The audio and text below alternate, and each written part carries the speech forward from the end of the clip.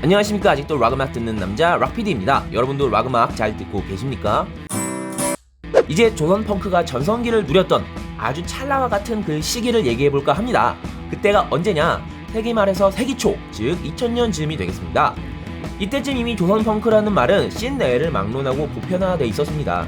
그렇다면 왜 이 당시에 펑크를 조선 펑크라고 많이 불렀느냐? 임진모 뺨치는 이론적 분석을 원하신다면 이 영상 꼭 보고 오세요. 이번 영상에서는 이 당시 조선 펑크를 빛나게 했던 최고의 밴드들을 축구 스쿼드에 비교해 볼 거예요. 아주 재미나겠죠? 스쿼드는 4-4-2에 맞추겠습니다. 자, 일단 최전방 공격수 2명은 노브레인과 크라잉넛으로 하겠습니다. 크라잉넛이 말달리자라는 메가 히트곡으로 대중의 광활한 관심을 끌어왔다면 노브레인은 자신들의 근거지인 문화사기단을 필두로 펑크씬의 색채를 다양하게 하는데 주력했습니다. 둘 다 한 시즌에 20골 이상은 넉넉히 박을 파괴력을 보유했으며 서로 쿵짝도 잘 맞아서 어시도 곧잘 주고받았을 만큼 아주 좋은 호흡을 보여주었죠. 다음은 미드필더.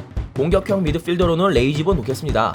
스카만 조직했다는 전략으로 처음 보는 관객도 삽시간에 스캔킹을 하게 만드는 저력. 크라잉넛과 노브레인에 비해 데뷔가 늦지만 그 영향력 때문에 아직까지도 조선펑크 3대장이자 인디 1세대로 많이 회자가 되고 있죠. 그리고 좌우 윙어로는 18크럿과 런캐럿 꼽겠습니다.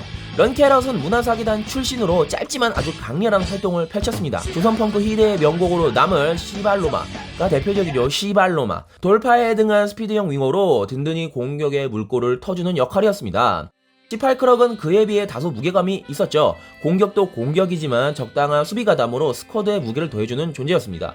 아는 사람 다 아는 정말 희대의 명곡 한국을 떠나다 라는 노래는 흥겨우면서도 무언가 애잔한 그 조선펑크 특유의 정서를 덤덤하게 잘 전달해줍니다.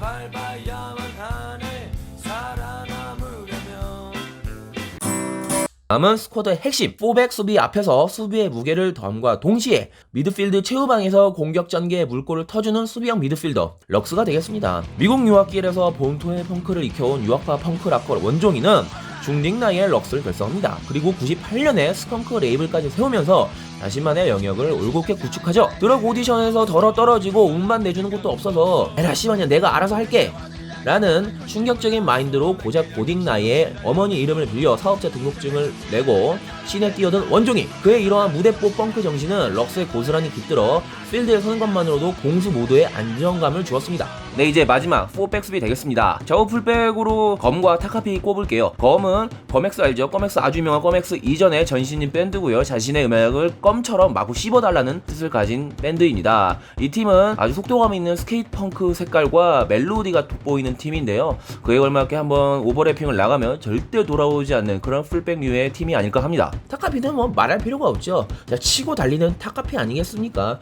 프론트맨 제국 형님답게 작지만 아주 날쌘 모습으로 필드의 후방과 전방을 부지런히 오르내리는 밴드가 또 타카피였죠. 아스날로 따지자면 베이린 같은 그런 선수가 아니었나 합니다. 아스날 최고. 자, 중앙 수비수 2명은 후펑춘과 삼천교육대 되겠습니다. 비주얼로 보나 이름으로 보나 공격수의 전의를 상실케 하는 피지컬 만땅의 두 팀이죠. 삼천교육대 역시 FC 하드코어 출신인데 잘못 덤볐다가는 발목이고 나발이고 인생 골로 갈 수 있는 사운드를 장렬합니다. 후펑춘은 동네 건달 형님의 묵직한 포스와 함께 의외로 빌드업에도 능한 다양하면서도 귀여운 매력을 보여주었죠. 마지막으로 골키퍼. 저는 이분이야말로 가장 혁명적인 펑크 락커가 아닐까 합니다.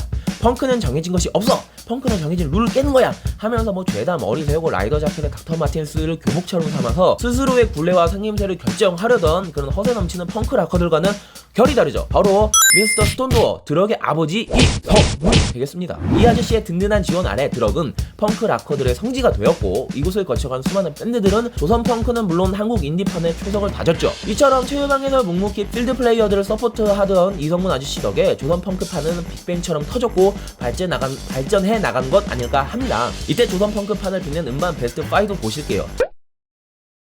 순위는 그냥 제 꼴리는 대로 제 그냥 생각나는 순위입니다. 넘버 5. 2002년에 발매된 레이지본 1집 레이지 다이어리. 크라잉넛 노브레인 역시 스카펑크를 간간히 들려주었으나 아예 스카펑크를 전면에 내세우고 스카펑크 밴드로서 존재감을 알린 밴드는 레이지본이 독보적이었지 않나 싶습니다. 그런 그들의 데뷔작 큰 푸른 물은 물론 이런 개같은 지랄같은 씹새끼들 소패왕, 의외의 감수성, 마리화나 등 이 음반은 펑크가 마진이 빡치고 저항만 한다는 인식에서 벗어나 펑크도 이렇게 신명나고 감성적일 수 있구나 라는 걸 알린 음반입니다. 다음은 럭스의 I Gotta Go. 럭스는 96년도 즈음에 결성했지만 단독 앨범은 99년이 되어서야 나왔습니다. 이 앨범이 바로 그 역사적인 럭스 최초의 단독 앨범인데요. 정규는 아니고 EP예요. 원종이가 군대 가기 전 유작처럼 남긴 앨범이기도 하죠. 지금까지 럭스의 셀리스트에서 빠지지 않는 Go Away, 덤벼라 덤벼 이 개씨발놈들아가 이때부터 수록돼 있었습니다. 앨범 작품만 봐도 정말 펑크스럽죠. 자, 넘버 3 크라잉넛 정규 2집 서커스 매직 유랑단. 말이 필요 없는 앨범입니다. 게릴라성 집중 후 서커스 매직 유랑단, 배짱이, 다죽자, 군바리 230, 빨대맨 등 주옥 같은 곡들이 수록돼 있습니다. 1집의 성공이 우연이 아니었으면 과시하는 역작이며 1집에 비해 보다 다채로운 색깔을 보여주는 앨범이기도 하죠. 빨대맨 들어보십시오. 앵간한 포스트락을 뺨치는 의식의 흐름.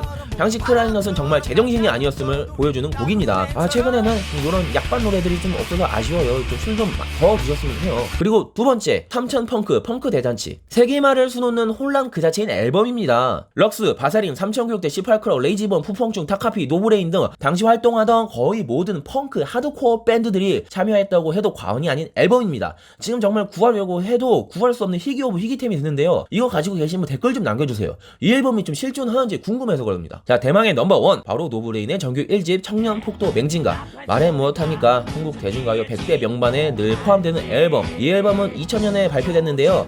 노브레인이 96년도부터 활동했음을 감안하면 상당히 발매가 늦었죠. 그만큼 그간의 노브레인의 모든 행정을 꽉꽉 기록한 2CD 구성입니다. 컨셉도 분명해요. CD1은 이제 난투전, CD2는 청춘 예찬. 눈치채셨겠지만 CD1은 대빡센 펑크빌이고요. CD2는 스카가 돋보이는 흥겨움이 돋보입니다. 그야말로 대펑크 서사시가 이 앨범에 놓아있는 거예요. 일본 후지락 가서 우길기 찢던 노브레인의 분노가 고스란히 담겨 있으면서도 분노로만 점철되지 않는 조선펑크 특유의 흥겨움까지 녹여낸 음반이 바로 이 작업물이죠.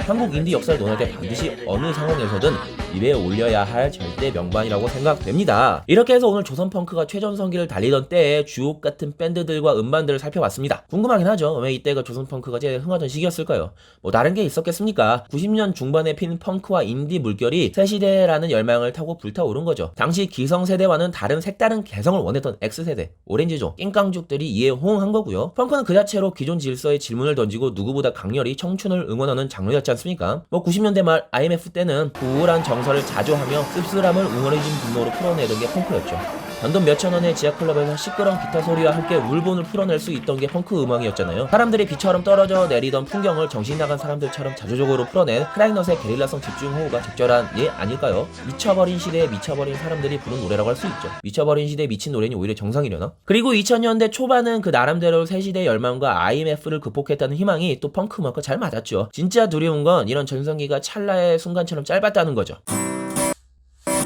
오늘 영상은 특히 좀 길었던 것 같은데 아무래도 가장 흥했던 시기의 얘기를 다루려고 하다 보니 얘기거리가 많았던 것 같아요. 근데 뭐 사실 이게 끝이에요.